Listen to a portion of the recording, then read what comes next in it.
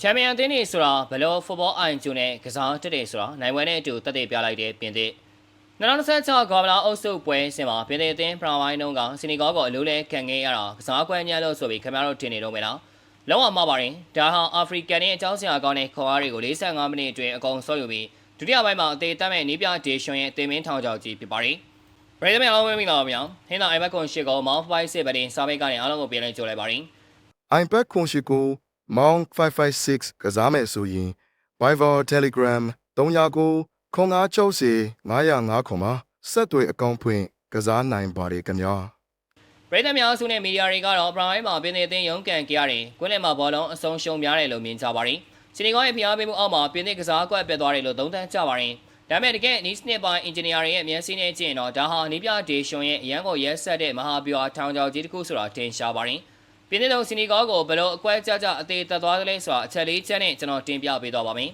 အာဖရိကဒေသအသင်းတွေထပ်သဖြင့်ဂျက်ဆင်အစမိုင်လာစားတို့လိုမြန်လုံးမြင့်ကစားမတွေပါဝင်တဲ့စီနီဂေါရဲ့အကြီးမားဆုံးအားသာချက်ကပွဲအစပေါက်ကွဲအားပါပဲပွဲစားကလေးကပြင်နေတာသူတို့ကိုခွန်အားချင်းရှင်ပြီးတိုင်းစစ်ဖွင့်ကစားခဲ့မယ်ဆိုရင်ကွင်းရင်းကပြင်းထန်တဲ့ပူချိန်နဲ့ဆိုးရွားတဲ့မြက်ကင်းမြင့်ခြင်းတွေအောက်မှာ50-50အကျိန်းနဲ့ဖြစ်ပြီးပြင်သစ်တို့ထိနာနိုင်ပါတယ်။ဒါကြောင့်ဒီရှွန်အပရိုင်45မိနစ်လောက်လုံးစီနီဂေါကိုတမင်တက်တက်ဘောလုံးကင်ခိုင်းထားပြီးသူတို့ရဲ့စွမ်းအင်ကိုစော့ယူဖြုံးနေပြခဲ့တာပါ။ဘောလုံးလက်ဝဲရရှိချိန်မှာဘာလို့ရမှန်းသိမသိတဲ့စီနီဂေါဟာသူတို့ရဲ့တက်လုံကိုပရိုင်မှာတင်အလဟတ်တက်အကုန်စင်သုံးဆွဲပစ်လိုက်ရပါတယ်။ဒါပေါင်းစင်လောကကမိုဟာမက်အလီရဲ့နာမည်ကျော် Road 8 Dog နီးပြွာကိုဘောလုံးကွင်းထဲမှာအသက်သွင်းလိုက်တာပါပဲ။ဒုတိယပိုင်း66မိနစ်ရောက်တဲ့ကစီနီဂေါစားမတွေရဲ့ခြေလမ်းတွေတိတိတတ်တာလေးလန်းလာပါပြီ။ဒီချိန်အတိအကျမှာပဲဒီရွှွန်ရဲ့ဒုတိယထောင်ချောင်းစနေလို့လုပ်ပါတယ်။ပရိုင်မှာတောင်မန်မှာတမင်တက်တက်ငိမ့်နေခဲ့တဲ့မိုက်ကယ်အိုလီဆေးဟာဒုတိယပိုင်းမှာကွင်းလယ်ပေါ် half space တွေစီကိုရုတ်တက်ချိုးဝင်ပြီး get inside လို့ကစားပါရယ်။မော်ပန်နေတဲ့စီနီဂေါကွင်းလယ်လူတွေဟာအိုလီဆေးရဲ့ဝင်ထွက်သွားလာမှုတွေကိုလုံးဝမလိုက်နိုင်တော့ပါဘူး။အဲဒီဟာဝက်ကနေတစ်ချိန်အိုလီဆေးရဲ့အင်မတန်ထက်မြက်တဲ့ vision နဲ့ပေးပို့မှုကနေအမ်ဘာဘေကအဖွင့်ကိုအလွယ်တကူသွင်းယူသွားခဲ့တာပါ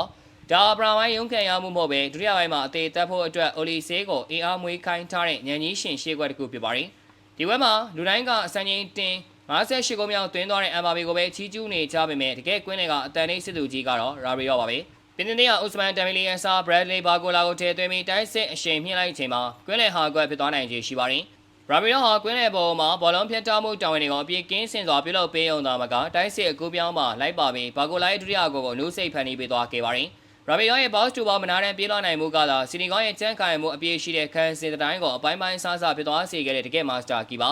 စီနီဂေါဘက်ကကြည့်ရင်တော့သူတို့ရဲ့ရှုံးပွဲဟာပြင်သစ်ရဲ့ထောင်ချောင်းနဲ့တနက်မမတ်ဝင်သွားခဲ့လို့ဖြစ်တော့အသက်34နှစ်အရွယ်အသင်းကောင်းဆောင်ဆာရီယိုမာနေရဲ့အိုမင်းလာတဲ့ခြေလန်းတွေကြောင့်လည်းပါပါတယ်။မာနီဟာတိုက်စစ်မှာထိရောက်မှုမရှိတော့တဲ့အပြင်ခန်းစစ်ကိုပြန်လည်ကူညီမှုမှာပါလုံးဝအားနည်းသွားတဲ့အတွက်ပြင်သစ်တို့ညာတောင်ဘက်ကနေစိတ်တက်ကစားဝင်ရသွားခဲ့တာပါ။အချောအပြင်သုံးသပ်ရမယ်ဆိုရင်စပိန်ဘရာဇီးတို့အုပ်စုအဖွဲ့ပွဲတွေမှာရုန်းကန်နေရချိန်ပြင်သစ်အသင်းစီနီဂေါကို3-2နဲ့အနိုင်ရသွားတာဟာတာမန်နိုင်ပွဲတစ်ပွဲမဟုတ်ပါဘူး။ဒါချန်ပီယံဒီယနီဆိုတာဘာလဲဆိုတာကိုကဘာကြီးကိုပြသလိုက်တာပါ။ကဘာလာလိုပြန်ပွဲကြီးမှာမိနစ်60လောလောတိုက်စစ်စင်မီကစားဖို့ဆိုတာကမဖြစ်နိုင်ပါဘူး။ဘယ်ချိန်မှာခန်းစင်ချင်းပြီးပြန်မဲ့ခွာကိုဆော့ယူမလဲ။ဘယ်ချိန်မှာလူစားလဲပြီးအသေးတမ်းမလဲဆိုတဲ့ game management အပိုင်းမှာနီးပြဒေရှွန်နဲ့ပြင်သစ်အသင်းဟာတီးခြားကဘာတစ်ခုကိုရောက်နေပါပြီ။ကီလီယန်ဘာဘေးရဲ့စံချိန်အသစ်သွင်းကိုတွေအိုလီဆင်းနဲ့ရာဘီယောရဲ့ညံကြီးရှင်ကွက်ရွှေတွေကိုပေါင်းဆက်ထားတဲ့ဒီပြင်သစ်အသင်းကိုရပ်တန့်ဖို့ဆိုတာလာမယ့်2026ကမ္ဘာလာမှာကျန်တဲ့အသင်းတွေအနေနဲ့အိမ်မန်တင်းမှာတော့တွေးကြည့်ဖို့ခက်ခဲလာတဲ့အခြေအနေဖြစ်နေပြီဖြစ်ကြောင်းသုံးသပ်တင်ဆက်လိုက်ရပါတယ်။ညီကိုတို့ကရောဘယ်လိုမြင်ကြလဲ။ပြင်သစ်ရဲ့အခြေစွမ်းနဲ့နီးစတစ်ပိုင်းကွက်ရွှေမှုတွေအပေါ်မိမိတို့ရဲ့အမြင်လေးကိုလည်းပြောပြသွားခဲ့ကြပါဦး။အဆုံးထိကြည့်ရှုပေးခဲ့ကြတဲ့အတွက်အားလုံးကိုကျေးဇူးထူးပဲတင်ရှိပါရခင်ဗျာ။